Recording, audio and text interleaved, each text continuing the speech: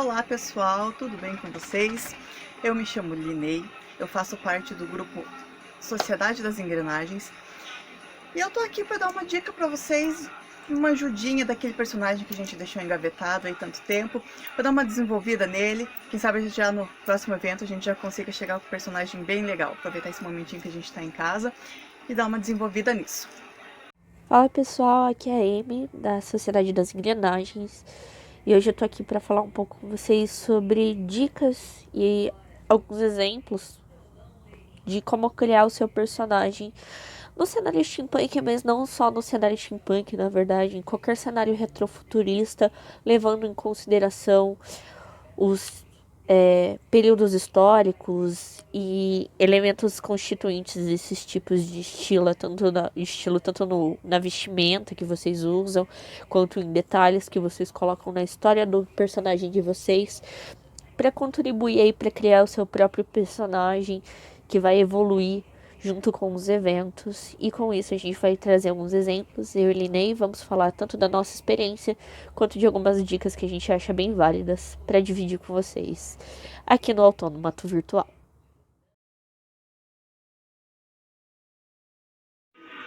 Voltei aqui agora então, com a Madeleine Green vestida aqui, para você já ir pegando como um exemplo, né? Eu acho que uma parte bem legal assim é eu vou colocando para vocês e já trazendo o exemplo da minha personagem, para vocês irem se identificando com alguma coisa que vocês já possam trazer para vocês, né?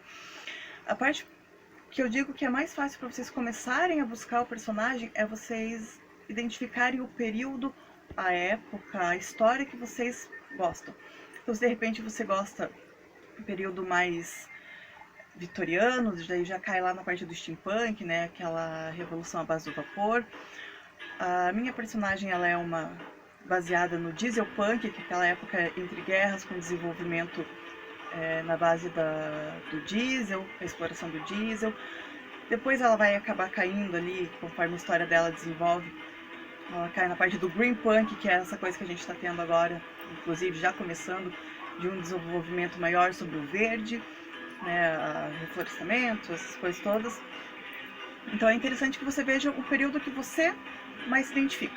Se você gosta sobre piratas, você já vai cair um pouco mais na parte do Sea Punk.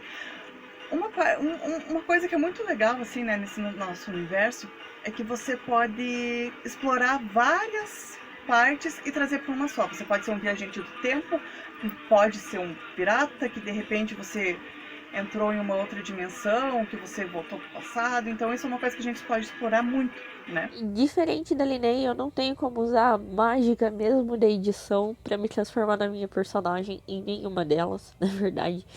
Mas trarei fotos para vocês entenderem um pouco do que eu tô falando.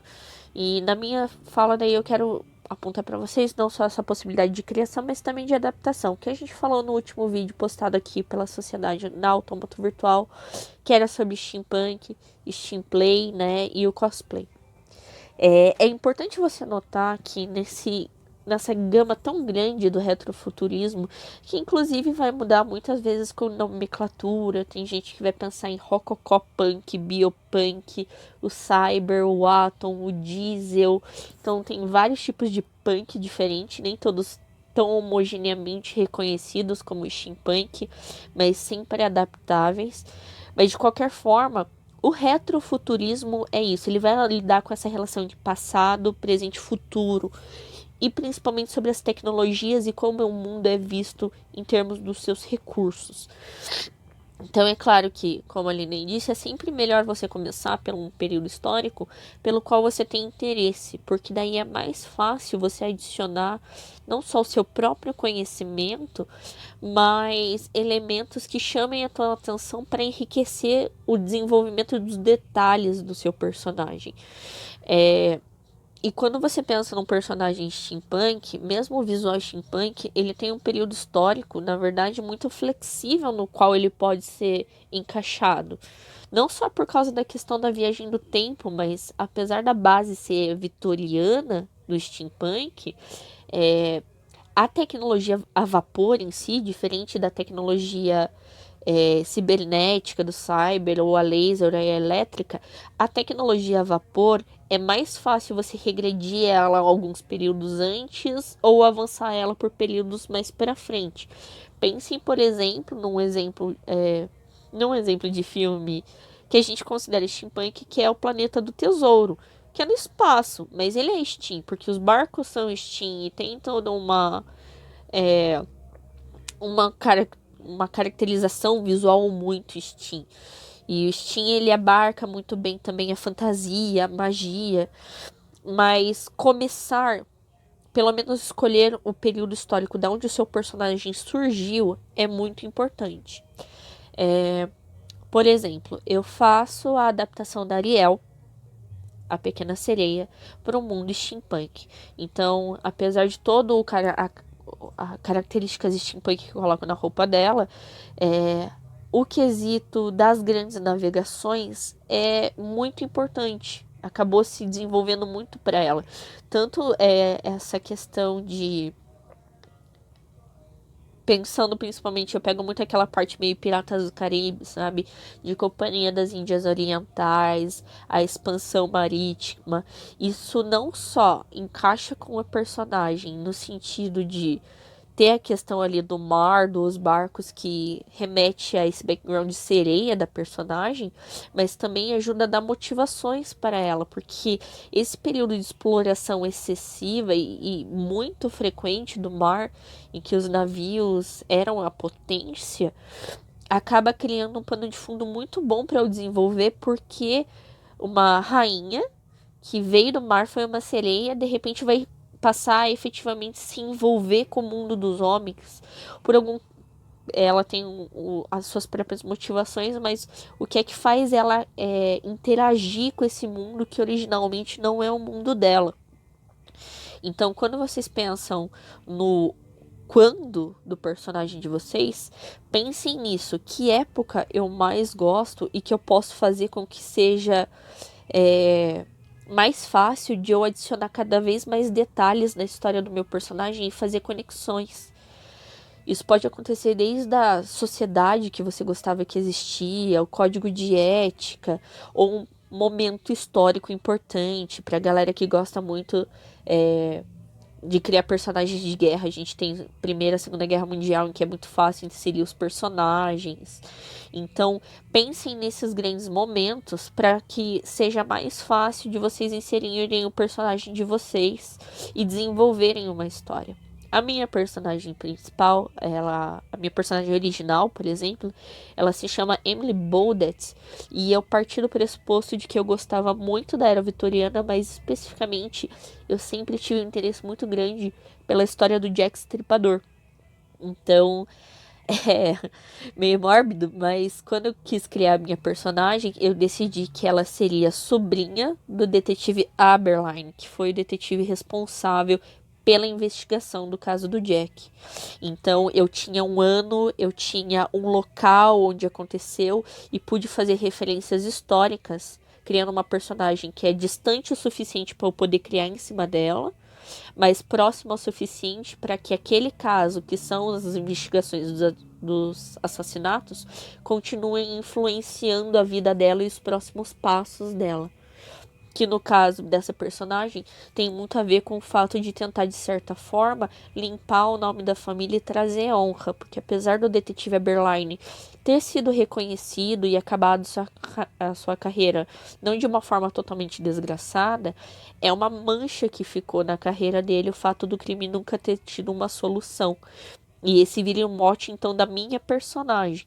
E a partir do momento em que nunca se descobriu efetivamente quem era Jack Stripador, eu tenho, inclusive, liberdade literária para criar histórias em volta desse personagem. E poder continuar dando motivação para minha personagem.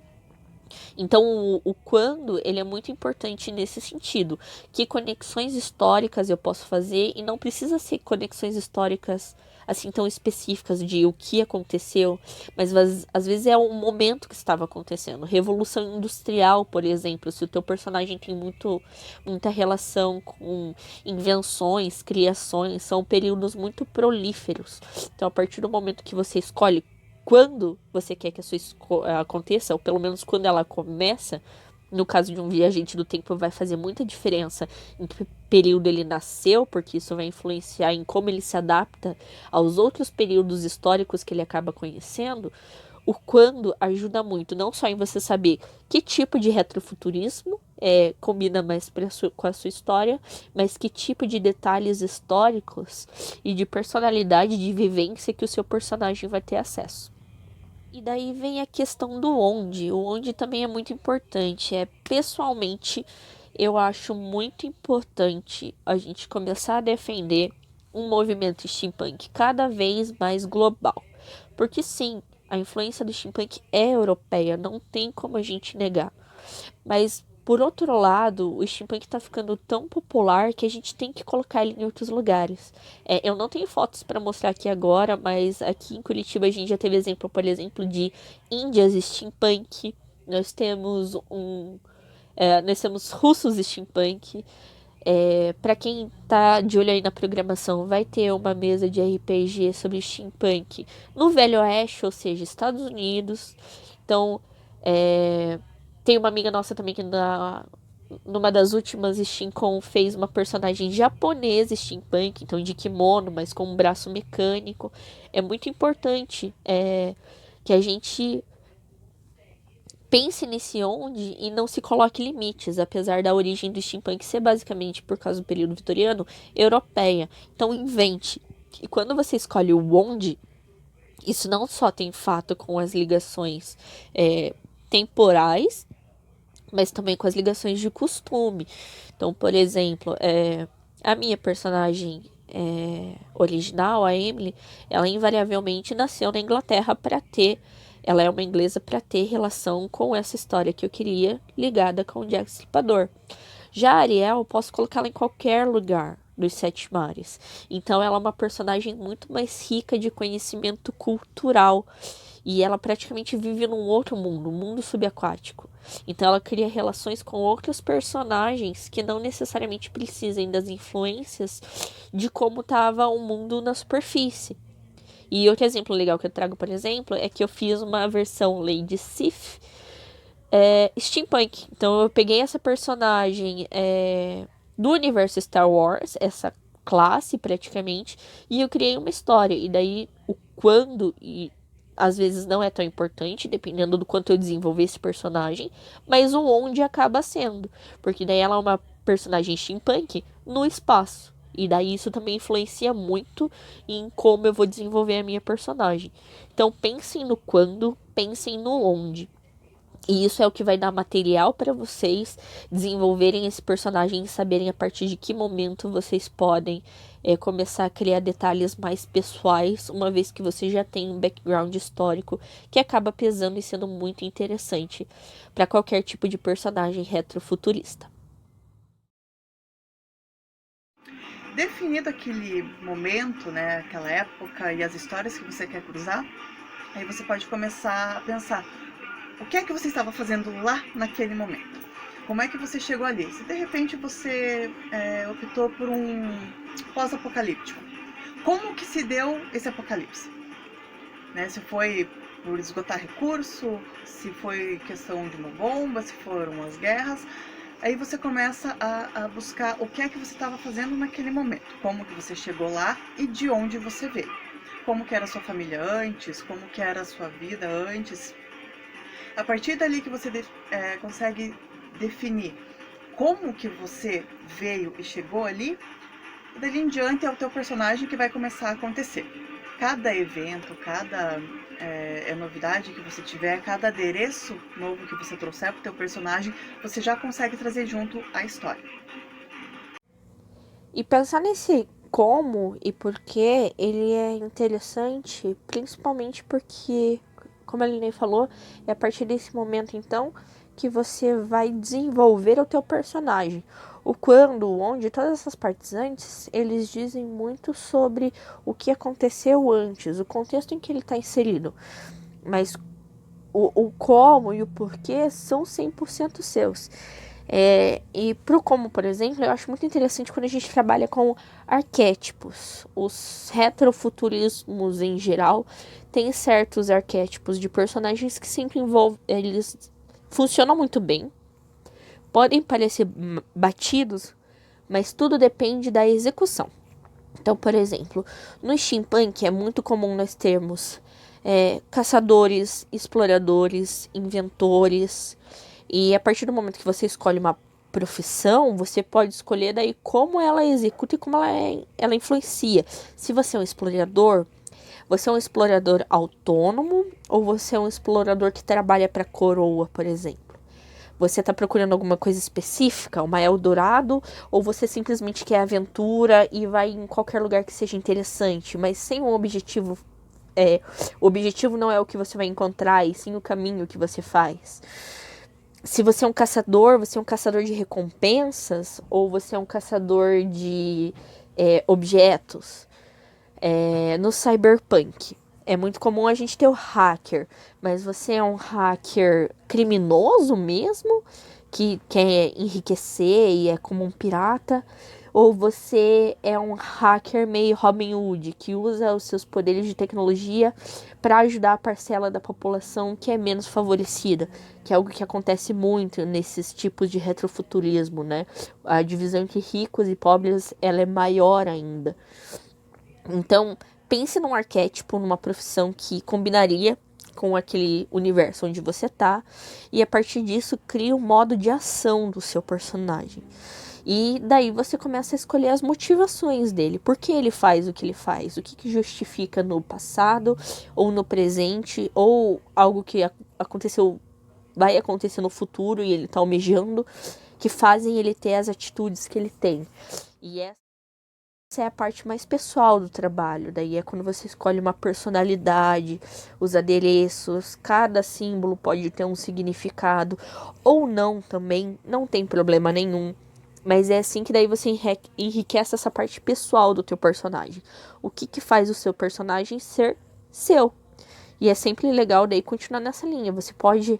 Tem os dois extremos, na verdade. Você pode fazer algum personagem muito parecido com você, que facilite a interpretação. Como você pode se desafiar e fazer um personagem totalmente diferente de você. Que é algo muito possível e provável. E quando você cria um personagem próprio no steampunk, você também às vezes. O legal do steampunk é que o personagem, com os eventos, a tendência é ele evoluir. Então, para Emily, por exemplo, eu tenho uma roupa mais formal para ela. Eu tenho uma roupa de circo que teve a ver com uma aventura específica que ela viveu. Tem a roupa de exploradora dela. Então, dependendo dos temas dos eventos, eu consigo usar a mesma personagem, só que em momentos da aventura dela diferentes, que fazem com que eu tenha mais liberdade. Eu não preciso necessariamente sempre usar a mesma roupa. E isso, inclusive, engrandece a minha personagem. Mas também tem personagens muito característicos que sempre vão usar a mesma roupa, e é isso que justamente vai fazer com que eles sejam eles e sejam reconhecidos. Aqui no Curitiba a gente tem o caso do Fábio, que é um streamer nosso da Sociedade das Engrenagens, e ele tem um fantasma. E o fantasma tem sempre a mesma roupa. E ele é incrível. Ele é absolutamente simples, mas totalmente reconhecível, que é o que faz a relação com as pessoas. Faz com que as pessoas reconheçam, acham legal e criem relações com esses personagens. E daí, nesse nosso mundo tão cheio de personagens e imaginações é que começam as relações. Como a Linei falou, nós temos personagens prontos, mas a partir da convivência e das relações é que a gente vai criando ligações. Como, por exemplo, eu tinha a Ariel, daí o Luiz Caran começou a fazer o cosplay, o steam play dele, né, de Capitão Nemo aqui em Curitiba, e isso é o suficiente para eu já começar a pensar como seria bacana juntar a Princesa Ariel e o Capitão Nemo, porque são dois personagens que têm muito a ver com o mar. E como a gente tem versão steampunk dos dois, a gente pode começar então a construir uma história que junte esses dois personagens. E esse é o legal das possibilidades do steampunk. Você vai e volta, você inclui personagens, inclui amigos, vocês não necessariamente precisam estar sempre juntos, mas vocês desenvolvem uma história e enriquecem uma história de vocês. É quase como se fosse um LARP. É um RPG que a gente construi aos poucos, de evento a evento. E é assim que você vai decidindo não só o que o seu personagem já fez ou o que constitui ele, mas passa efetivamente a desenvolver as ações e muito do personagem. Inclusive, você não vai criar um personagem 100% pronto, com começo, meio e fim, a partir da primeira concepção dele. Seu personagem vai evoluir e vai mudar à medida que você for em eventos diferentes. No momento que você conseguiu fazer essa identificação, você vai conseguir buscar os nomes que eram mais relacionados nessa época, ou mesmo os adereços que vai usar, porque não adianta você querer colocar uma arma laser em um momento que de repente não te interessa, apesar de você gostar de um certo adereço, mas não caber naquele teu personagem. A gente pode cruzar tudo isso, mas dentro de toda uma história que você vai desenvolver ainda. Então você tem que fazer as coisas por partes, né? Por mais que a gente queira abraçar o mundo, fazer tudo de uma vez, porque a gente tá naquele ânimo, uma coisinha de cada vez pra gente conseguir montar o personagem completinho, né? Uma outra coisa também que costuma acontecer é que você, de repente, tem marido, esposa ou filho, você quer colocar todo mundo ali junto, né? Primeiro defina o seu personagem, a sua história, e depois você consegue adaptar os outros personagens. Senta lá com a pessoa que de repente você quer começar a trazer junto, definam os seus personagens separadamente e depois disso vocês conseguem juntar a história. Tanto uma história de como que vocês acabaram se encontrando, como dali em diante, ou em momentos que de repente vocês se separaram. Eu tenho a minha filha que ela não está sempre nos eventos, então tem a história da Madeleine e tem a história dela, né? Daí um evento ou outro que ela tá junto, daí a gente consegue juntar justamente as nossas duas histórias fictícias, mas dentro daquele evento que a gente tá. A gente vai aqui se mantendo, né? Logo, passa tudo isso, a gente já vai poder encontrar todo mundo, poder conversar como já estava acostumado, né? Então, muito obrigada pela atenção de vocês e até a próxima. Isso, eu creio que com o que a gente falou hoje em dia deu muito material de pesquisa para vocês. E como uma oficina de criação de personagens, a intenção é que a partir dessa nossa fala vocês desenvolvam realmente os personagens de vocês. Criem, peçam ajuda, pensem, comecem a fazer os esboços dos personagens que vocês querem, para daí efetivamente desenvolver eles e eles estarem prontinhos quando a gente voltar a ter evento. E isso independente de serem de Curitiba ou não, eu convido então todos a mandar mensagem pra gente, Sociedade das Engrenagens, estamos no Facebook. Criem seus personagens, compartilhem seus personagens com a gente, peçam ajuda se quiserem, peçam opiniões, nós estamos sempre disponíveis para ajudar vocês a criarem personagens novos. Da nossa equipe temos médicos, historiadores, bibliotecárias, estudantes, designers, professores. Então, é um monte de gente que vai estar disponível e aberta para conversar. Então, podem procurar a gente nas redes sociais.